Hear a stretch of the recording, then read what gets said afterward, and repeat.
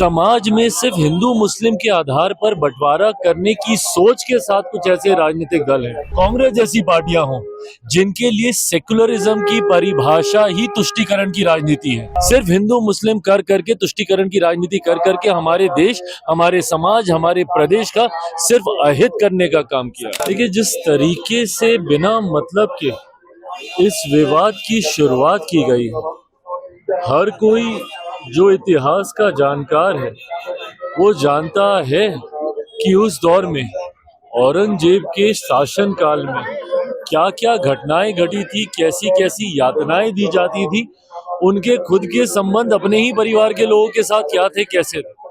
तो जो भी व्यक्ति इतिहास को जानता है वो तमाम इन घटनाओं से वाकिफ है, पर उसके बावजूद समाज में सिर्फ हिंदू मुस्लिम के आधार पर बंटवारा करने की सोच के साथ कुछ ऐसे राजनीतिक दल हैं, जिन्होंने उम्र भर अपनी राजनीति में सिर्फ तुष्टीकरण करने का काम किया।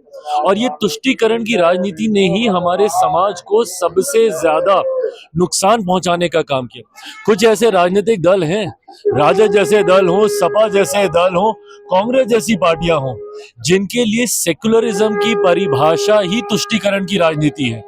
एक धर्म विशेष के लोगों की वाहवाही करते रहो, उनकी गलतियों के ऊपर भी पर्दा डालते रहो, और अगर आप उनके लिए ही कुछ करेंगे तभी आप सेक्युलर हैं।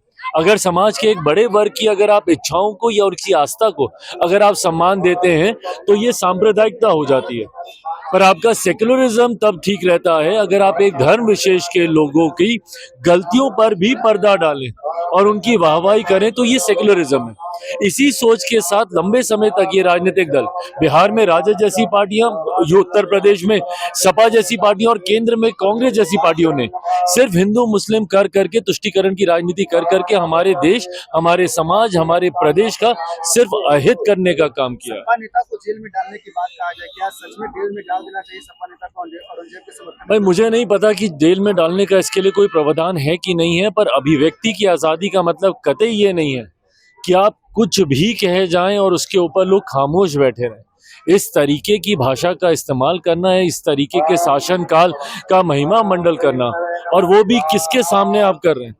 क्योंकि एक ऐसी फिल्म आई है जिसने मराठा समाज के एक बड़े योद्धा को, उन्होंने उनकी बातों को, उनके कार्यकाल को सामने रखने का काम किया, इसीलिए आप ये तुष्टीकरण आप करना चाह रहे हैं। ये सोच गलत है, इस तरीके की भाषा गलत है, अभिव्यक्ति की आजादी में कतई इसको नहीं गिना जा सकता। आपके सहयोगी जदयू के नेता समर्थन कर रहे हैं, कुछ विरोध कर रहे हैं। भाई, मुझे नहीं पता कौन समर्थन कर रहा है, नहीं कर रहा है, बट हाँ, मैं इतना मैं जरूर जानता हूँ कि जो भी पढ़ा लिखा व्यक्ति है, जो इतिहास को जानता हो, जो जानता हो कि किस कार्यकाल में क्या किया गया, टूटी फूटे इतिहास को मरोड़ परोड़ के परोसने वाले इतिहास को नहीं, जो सही इतिहास को जान रहा है, वो कतई इसका समर्थन नहीं करेगा। चिराग जी, लॉ एंड ऑर्डर के लेकर सवाल है, बिहार शरीफ में जिस तरीके से महिला की निर्मम हत्या किया गया, पैर में कीले पोती गई है, काटी डाला गया, इसको कैसे देखते? नहीं, ये गलत है और ये अति दुर्भाग्यपूर्ण है।